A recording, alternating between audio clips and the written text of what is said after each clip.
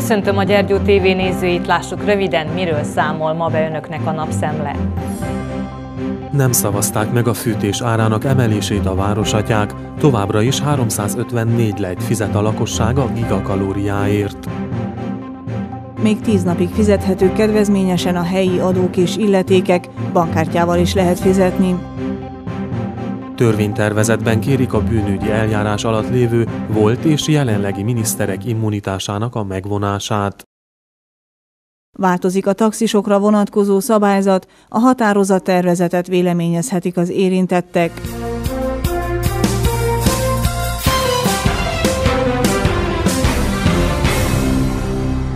Egyelőre nem változik a távhő ára Gyergyószentmiklóson, így döntött tegnap délután az önkormányzati képviselőtestület. Hosszas vita előzte meg a névre szóló szavazást, a két frakció álláspontja csak néhány ponton találkozott a távhő ára kapcsán. Döntöttek gyorssegélyről, utazási kedvezményekről és ösztöndíjakról is. A tanácsülés azzal kezdődött, hogy Cink Attila bejelentette, a polgármesterrel szemben folytatott eljárással nem ért egyet, tiltakozásul egyetlen napirendi pontban sem szavaz. A tanácsülés legfontosabb témája a hőszolgáltatás árának emelésére letett kérés volt. A témában hetek óta zajlanak a tárgyalások a szolgáltató, az önkormányzat és a tanácsosi frakciók között. Tehát az előterjesztett árral bizonyos szintű agályok merültek fel, éppen ezért kérném én a képviselő kollégákat, hogy észrevételezzék, amennyiben ilyen jellegű problémákat észleltek. A szavazással kapcsolatosan még csak annyit mondanék el, hogy azon tudom, hogy már korábban a sajtóban és bármi más íratlan médiában megjelent, hogy bizonyára értesült arról a testületünkkel a lakók is, hogy bizonyos ártalan megy előre, egy bizonyos jó megszabott stratégiának előre eltervezett lépések sorozatával vagyunk szembesülve, figyelembe véve azt, hogy sorozatos nyomásgyakorlásra van módunk megtapasztalni az ISZTÁR részéről. Ilyen irányú felvetésnek tudom be én azt a levelet is, vagy azokat a leveleket is, amelyeket a fogyasztókhoz eljutatott. Én úgy gondolom, hogy ez egy olyan típusú nyomásgyakorlás volt, hogy az önkormányzat vállalja magára a fűtésár emelkedésének a költségeit. Az RMDSZ frakcióhoz tartozó tanácsosok nem támogatták az áremelést, azzal érveltek, hogy még mindig nem ismert, mekkora az elvégzett befektetés mértéke, ami az ár több mint 1/4-ét meghatározza. Az árképzésben a gáz és a biomassa az úgy néz ki, hogy a helyre tűnt. Ellenben még minden mai napig nem tudjuk a beruházás teljes értékét, azért, mert a mi levelezéseink alapján, amely a polgármesteri hivatallal volt, és kikértük a polgármester úrtól, az alpolgármester úrtól a befektetésnek a mennyiségét számban, egyáltalán nem talál azzal a leosztott amortizációval, amely ebben a táblázatban szerepel. Ezért én felhívom a figyelmet mindannyiunknak, hogy nagyon gondoljuk meg, hogy mit szavazunk. Az MPP frakció álláspontja az volt, hogy a javasolt árat el kell fogadni, hogy az ISZTÁR ne az egész városon hajtsa be az őt ért kárt, azonban mihamarabb el kell rendelni egy független kivizsgálást az ár kapcsán. Ha mi most árat drágítunk, úgymond azért, mert tőlünk ezt várják el, és ez a törvényes része ennek a történetnek, ha perre kerül is a sor, ha majd, mert mi is ezt a vonalon indultunk el, hogy bíráljuk fel ezt az árat és nézzük meg ennek a hitelességét, akkor két dolog történhet. Az egyik az, hogy ha mi most nem elszavazunk, és megnyeri az ISZTÁR ezt a pert, akkor a város és az önkormányzat neki a veszteséget a mai naptól meg kell fizessen.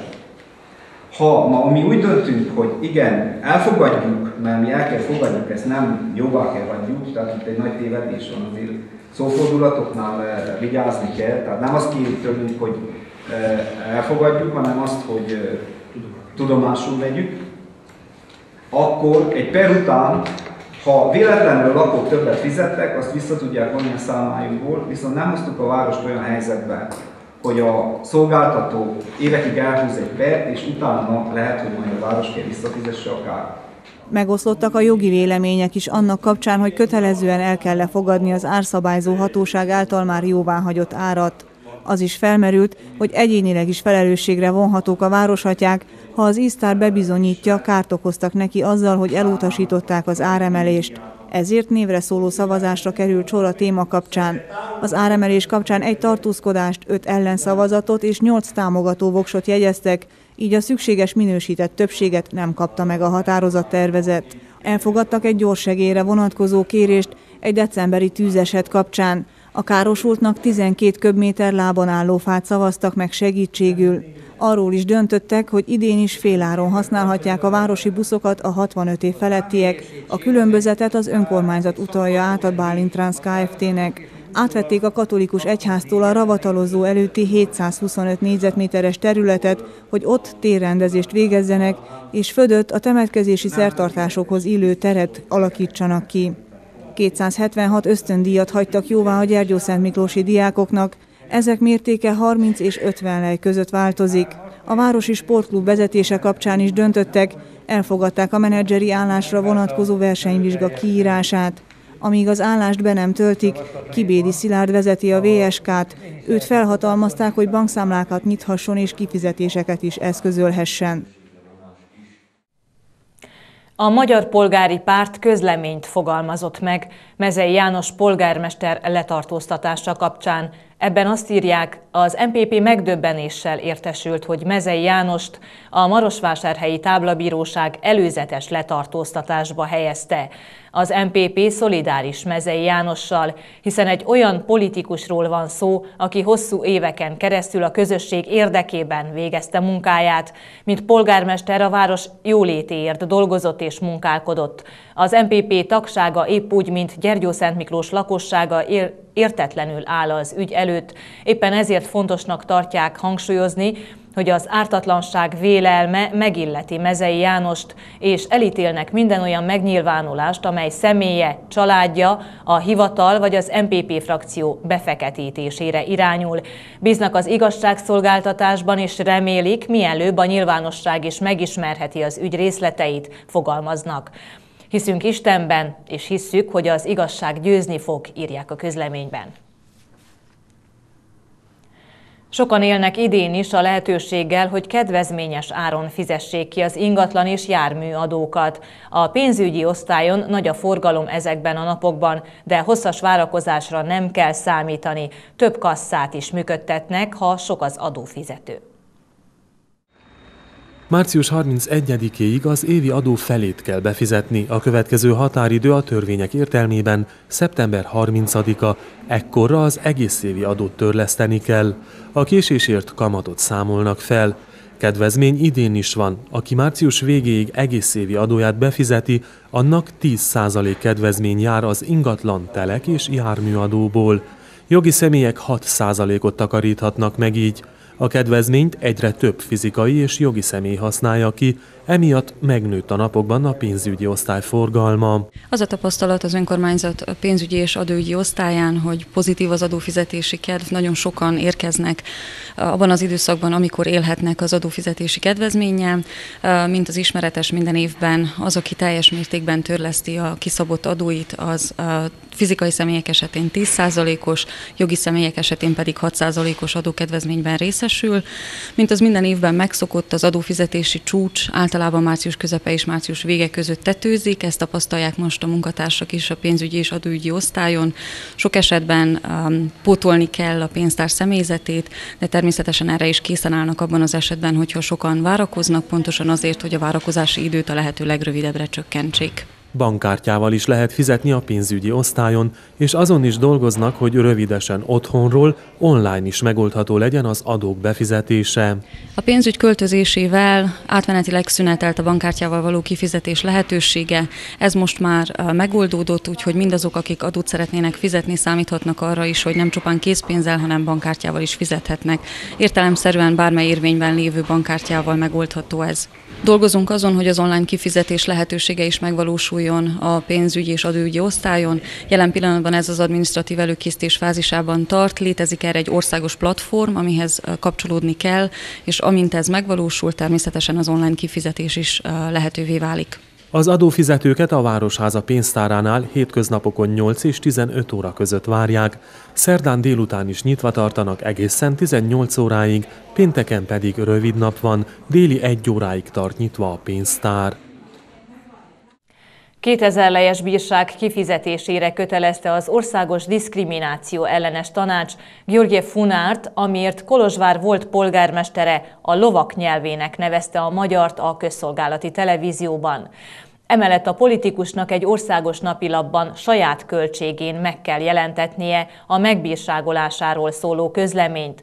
Kolozsvár magyar ellenes megnyilvánulásairól ismert volt polgármesterét Táncos Barna szenátor panaszolta be tavaly októberben a Diszkrimináció Ellenes Tanácsnál, miután György Funár államfőjelölttel együtt vett részt a Román Televízió 1-es csatornája választási vitaműsorában. A román politikus magyargyalázó kijelentései ebben a műsorban hangzottak el. Törvénytervezetben kéri az Egyesült Románia Párt a bűnügyi eljárás alatt lévő volt és jelenlegi miniszterek immunitásának a megvonását. A kezdeményezéseknek hátulütői is lehetnek, de a jogi kivitelezése is bonyolult, mondják a szakértők. Mindenki egyenlő a törvény előtt, az immunitás pedig egy olyan előny, amely túlságosan megnehezíti a miniszterek felelősségre vonását. Ezt az egyébként szélsőségesen magyar ellenes Egyesült Románia Párt elnöke mondta sajtótájékoztatóján.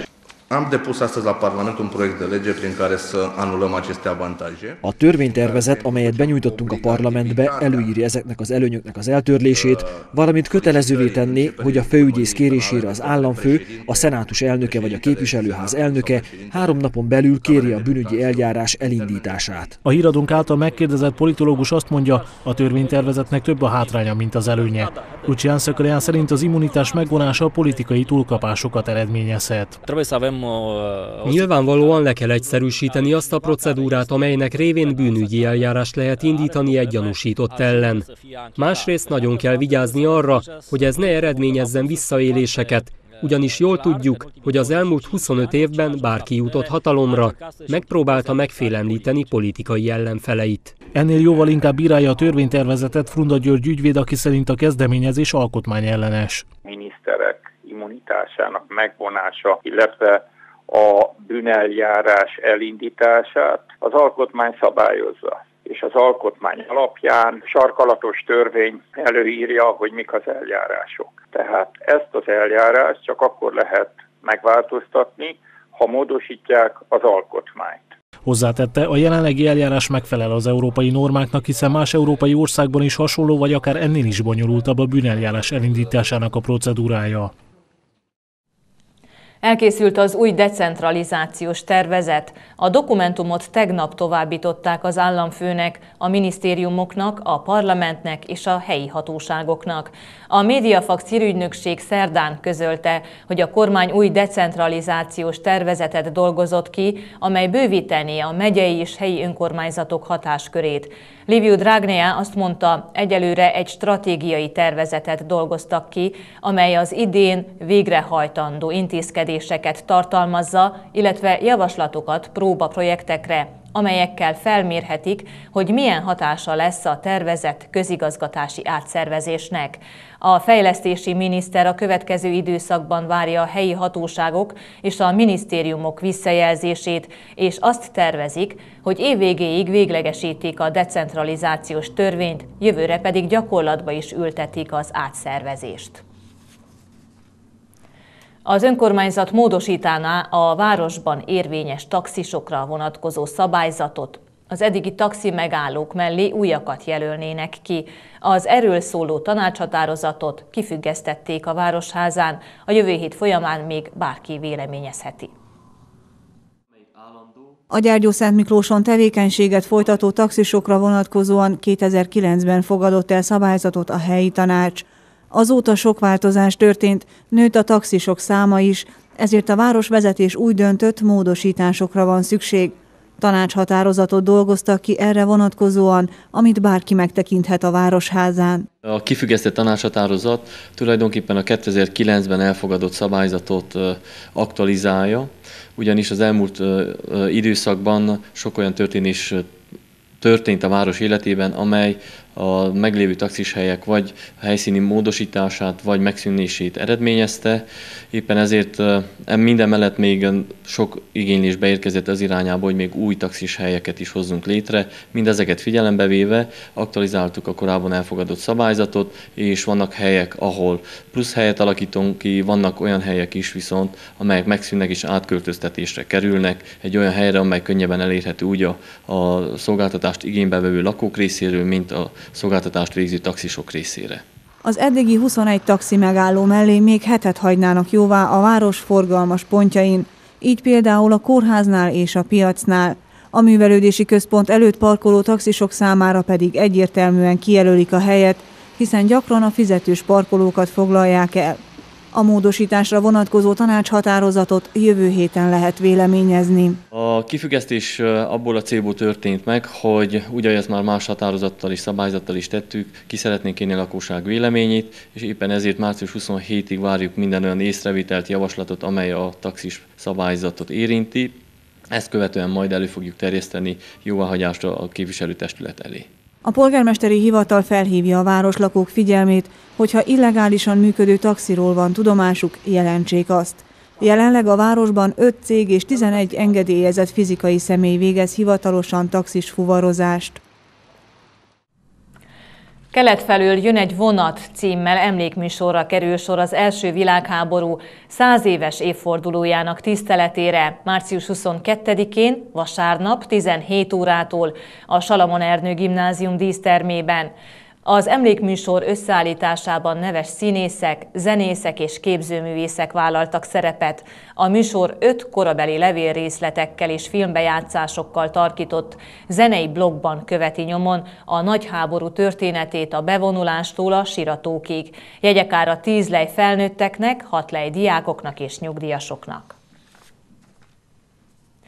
Március elején zajlott a próbaérettségi. A megyei tanfelügyelőség nemrég összesített adatai szerint a megyében tanuló 12-esek mindössze 35,55%-ának sikerült elérnie az átmenő osztályzatot. 3 középiskolában például egyetlen végzős diáknak sem sikerült a próbaérettségije. Idén is próbaérettségin mérték fel a diákok tudását a nyári igazi megmérettetés előtt. A napokban közzétett eredmények tükrében elmondhatom, a Hargita megyei végzősöknek bőven van még pótolni valójuk a néhány hónap múlva esedékes igazi vizsgáig. Az átmenési arány akárcsak az előző években igen alacsonyra sikeredett, a próbálkozó diákok mindössze 35,55%-ot tudta elérni az átmenő értékelést, azaz a 6-ost. Eredményként könyvelhető el azonban az, hogy a tavalyhoz képest mintegy 10%-kal nőtt az átmenési százalék, hisz egy évvel korábban alig 25%-a a végzősöknek kapott átmenőt. Az elméleti középiskolákban tanulók aránylag jól teljesítettek, például a Tamássjáron gimnáziumban a 177 vizsgázóból 140 sikeresen vette az akadályokat, ám a szakközépiskolákban igencsak gyenge eredmények születtek. 3 olyan iskola is van a megyében, ahol egyetlen végzősnek sem sikerült a próbaérettségie, a Székelykeresztúri Zegdomokos szakközépiskolában, az Etalaki Dr. P. Boros Fortunát elméleti középiskolában és a Székelyudvarhelyi Bányai János szakközépiskolában. Utóbbi igazgatóját, Szakács Pál Istvánt arra kértük, hogy értékelje a helyzetet. Rossz eredménynek lehet nevezni, vártuk ezt különben, tudtuk, hogy milyen felkészülési fázisban vannak. Az igazság az, hogy ezek a tanulók már 8. osztály után úgy kerülnek hozzánk, hogy általában a kísérettségén 1-es, 2-eseket érnek el. Nagyon-nagyon nehéz őket felhozni a 6-os színvonalra. Az ide nem panaszkodhatunk a tételekre sem, viszonylag könnyű tételek voltak, meg kellett volna írni belőlük a 7-es, 8-as jegyet. Hát mi meg fogjuk tenni, amit akarunk, legalábbis felkészítőket tartunk, kicsit ösztönözzük őket arra, hogy jobban készüljenek, de az igazság az, hogy minden rajtuk múlik. Az iskola vezetője szerint bár lehangolóak az eredmények, de tisztában kell lenni azzal, hogy az intézményben tanuló diákokat nem érdekli az érettségi bizonyítvány megszerzése, sokkal inkább a szakmát szeretnék elsajátítani, azt, amely segítségével boldogulni tudnak majd az életben. Én azt gondolom, hogy a műszaki iskoláknál ez az érettségi ez nem igazán mutatók ellene legyen. Nálunk az érettségi mellett ott vannak a szakmai vizsgák, a szakmai vizsgán általában átmennek a tanulóink, az általunk tanító szakmák udvarhely szinten nagyon keresettek, fások, akkor textilesek, építészek, bárhova könnyen el tudnak helyezkedni, akár itt a városban, de nyugodtan szerencsét próbálhatnak külföldön is. A 2014-2015-ös tanévben az érettségi vizsgák sorozata június 8-án kezdődik és július 3-án ér véget. Beiratkozni május 25-e és 29-e között kell a próbálkozni kívánók számára. Hózáporok váltották egymást az elmúlt napokban, és bár elő szokott ez fordulni a térségben március közepén is, a hónapban eddig tapasztalt hideg már kevésbé szokványos. A hosszú távú előrejelzések azt vetítették előre, hogy a megszokottnál hidegebb lesz március, és eddig a mért hőmérsékleti értékek ezt is mutatják. A hétvégén emelkedik a hőmérséklet, meleg ugyan nem lesz, de közelebb kerülnek a hőmérsékleti értékek az ezen időszakban megszokotthoz.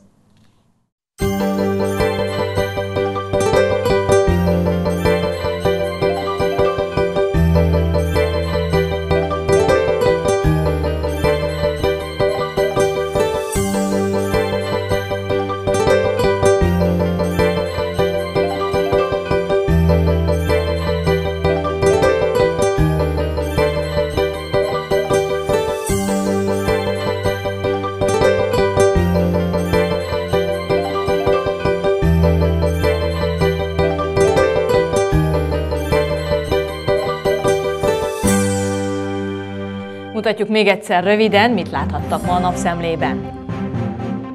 Nem szavazták meg a fűtés árának emelését a városatyák, továbbra is 354 lejt fizet a lakossága gigakalóriáért. Még 10 napig fizethetők kedvezményesen a helyi adók és illetékek, bankkártyával is lehet fizetni. Törvénytervezetben kérik a bűnügyi eljárás alatt lévő volt és jelenlegi miniszterek immunitásának a megvonását. Változik a taxisokra vonatkozó szabályzat, a határozattervezetet véleményezhetik az érintettek. Köszönöm, hogy ma is a napszemlét választották, maradjanak velünk, az aktuális következik a reklám után, viszontlátásra!